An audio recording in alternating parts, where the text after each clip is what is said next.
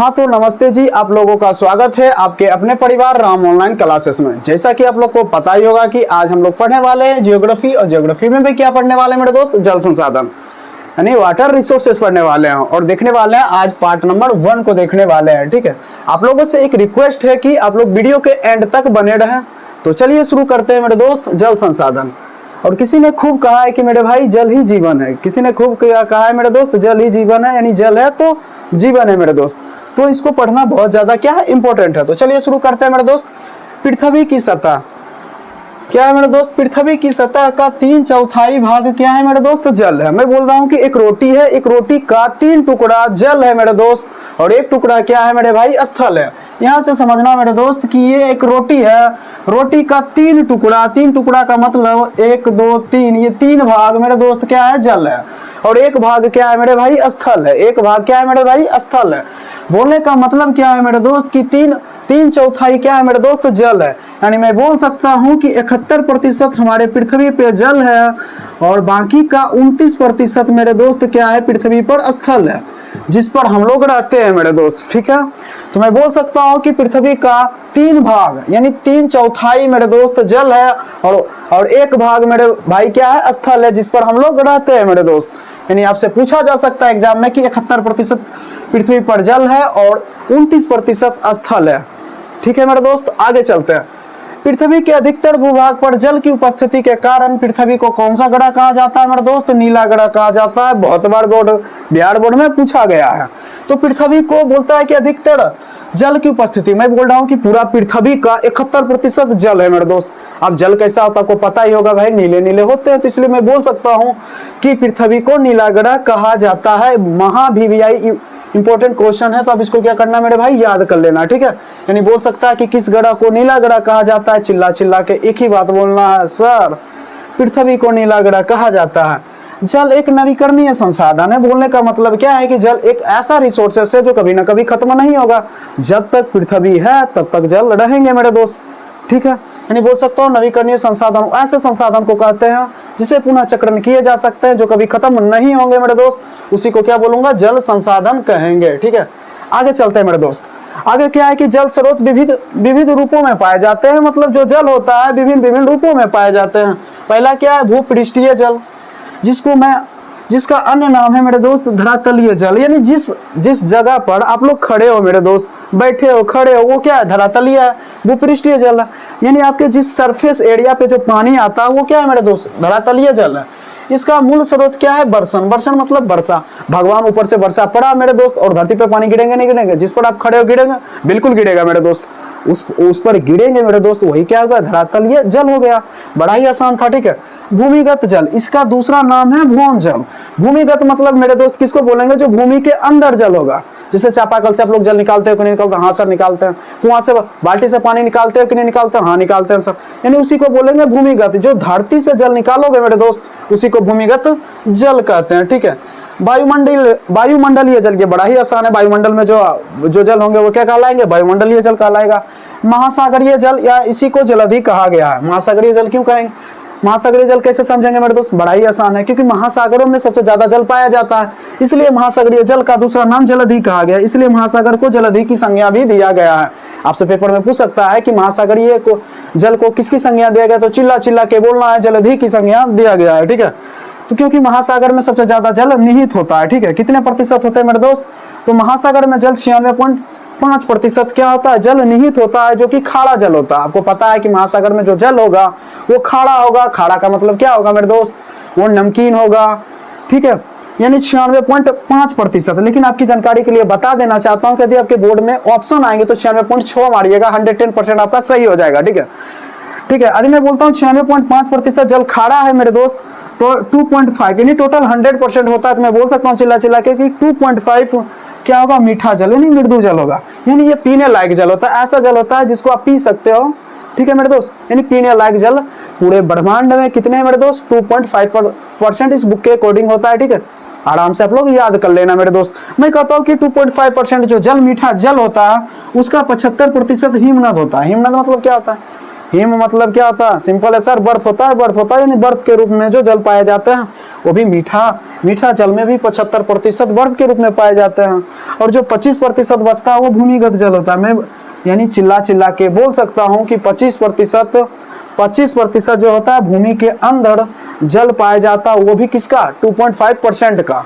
यानी पूरे वर्ल्ड में जो 2.5% मीठा जल होता है उसका 25% बोल सकता है भूमि के नीचे जल मीठा जल पाया जाता है। इसलिए आप लोगों से एक रिक्वेस्ट है कि आप लोग जो पीने वाला जो जल होता है मेरे दोस्त उसकी बर्बादी कम करें, हो सके जितना यूज हो सके आप उतना ही यूज इसका करें मेरे दोस्त, ठीक है। आगे चलता है, ये आपका मान लीजिए आपका ये पृथ्वी है, क्या मेरे दोस्त ये पृथ्वी है, क्या आपका पृथ्वी है, ठीक है, अपना प्यारा सा पृथ्वी जिस ग्रह पर आप लोग क्या करते हो मेरे दोस्त, रहते हो मेरे दोस्त, ठीक है। ये आपका क्या है, प्यारा सा पृथ्वी है।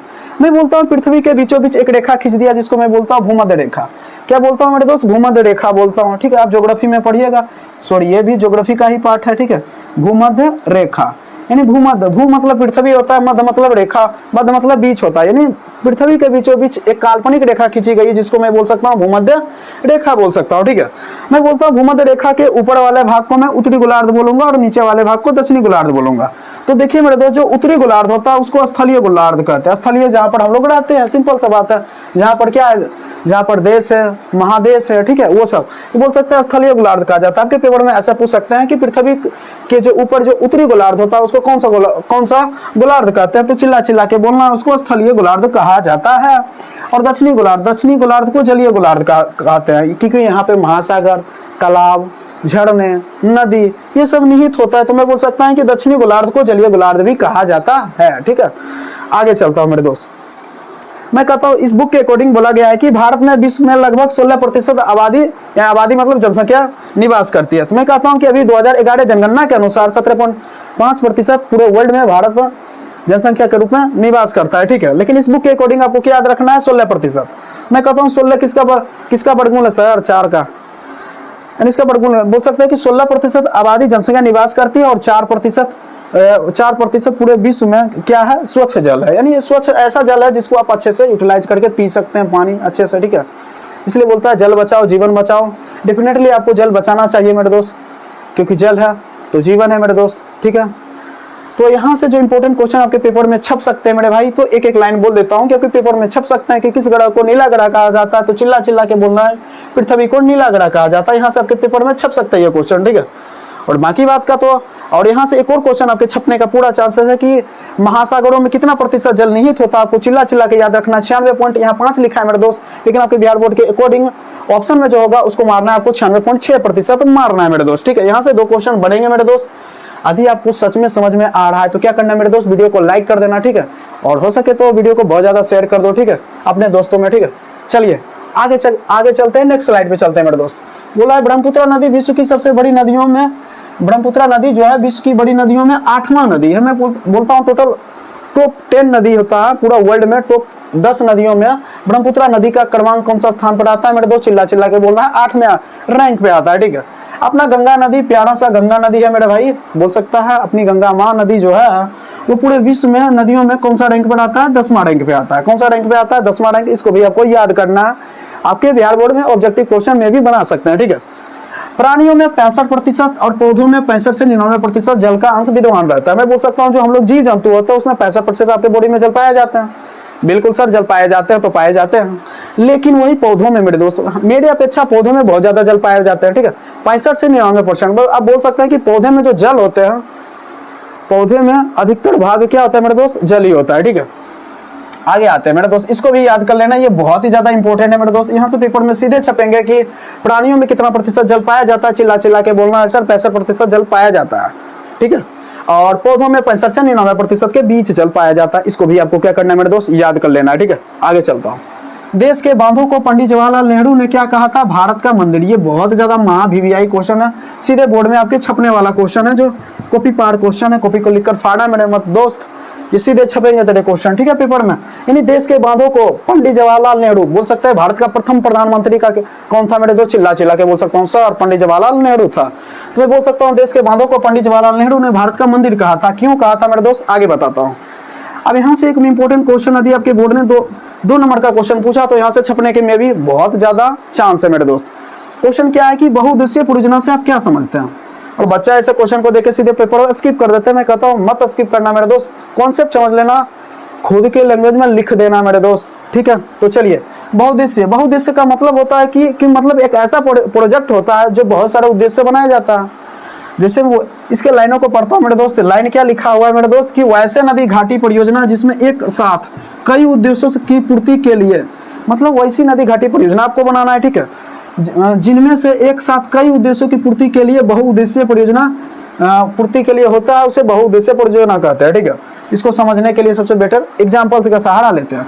इसका मुख्य उद्देश्य होता है बाढ़ नियंत्रण। मैं बोलता हूँ कि एक ऐसी नदी घाटी परियोजना बनाओ, ऐसी नदी घाटी परियोजना बनाओ जहाँ पर आप बाढ़ नियंत्रण को रोक पाओ, मतलब ऐसा बनाओ जैसे कि कोई पुल वूल बना दिया बहुत बड़ा सा, ठीक है, और वहाँ से मतलब बाढ़ को आप रोक पा रहे हो, मतलब एक बहुत बड़ा पुल बनाया जिससे बाढ़ को रोक लिया, बढ़िया मेरे भाई। मृदा अपरदन यानी मट्टी के कटाव को भी रोक लिया, बहुत बड़ी बात है मेरे भाई। आगे क्या है, विद्युत उत्पादन। आपने एक ऐसा पुल बनाया, आराम से उस पर बिजली उत्पन्न कर रहे हो, मतलब वहां पे बिजली भी उत्पादन कर रहे हो मेरे दोस्त। परिवहन, एक ऐसा पुल बनाया जिस पर गाड़ी उड़ी आराम से जा रहा है मेरे दोस्त, आराम से स्पीड में अपनी जा रहा है गाड़ी। मत्स्य पालन, अब मन किया कोई व्यक्ति को पुल पे चढ़, चलो भाई मछली उछली मार लेते हैं, ठीक है, तो मछली उछली भी पकड़िए आराम से। जल कृषि, अब ऐसा भी खेती कर लो बलग में, मतलब क्या करो, वहां से नदी घाटी परियोजना से नहर भी निकाल ले मेरे दोस्त, ठीक है, नहर भी निकाल लो, ठीक है, सिंचाई करने के लिए पानी भी ले लो, और वहां पे जाइए आप जल कृषि करिए, मतलब धान उन लगाइए, मौज मस्ती करिए। पर्यटन, अब लोग वहां पर देख के देखेंगे सारे व्यवस्था यहाँ है तो लोग घूमने भी आ जाएगा। पर्यटन मतलब घूमना होता है मेरे दोस्त, यानी वहां पर बहुत सारे लोग भी आएंगे घूमने के लिए और वो भी मजे लेंगे मेरे दोस्त। बोलने का मतलब ये, बहुउद्देशीय परियोजना से आप क्या समझते हैं, पेपर में आएगा तो आप सीधे लिखना वैसी नदी घाटी परियोजना जो बहुत सारे उद्देश्यों को पूर्ति के लिए की जाती है, उसे बहुउद्देशीय नदी घाटी परियोजना कहते हैं। इसका मुख्य उद्देश्य होता है बाढ़ नियंत्रण, यानी बाढ़ को रोकना, मिट्टी के कटाव को रोकना होता है मेरे दोस्त। साथ में होता है बिजली उत्पादन करना और परिवहन करना, और साथ में क्या होता है, मत्स्य पालन। इच्छा किया तो आप मछली भी पाल लो मेरे दोस्त, और जल कृषि भी कर सकते हो, और पर्यटन भी कर सकते हो। पर्यटन मतलब लोग घूमने के लिए भी देखेंगे, बहुत अच्छा जगह आ जाएंगे मौज मस्ती के लिए, ठीक है। मुझे पूरा उम्मीद है क्वेश्चन आएगा तो पेपर में लिख के कॉपी को फाड़ देने का नहीं मेरे दोस्त, उड़ा के आने का, ठीक है। चलिए, अब यहाँ से इंपॉर्टेंट क्वेश्चन जो 4 MCQ लिखे गए मेरे दोस्त, इसको तो आपको याद ही कर लेना, सीधे पेपर में छपेंगे। मैं गारंटी तो नहीं दे सकता, पर 110% आपके बोर्ड में रिपीटेड क्वेश्चन है, तो मैं बोल देता हूँ।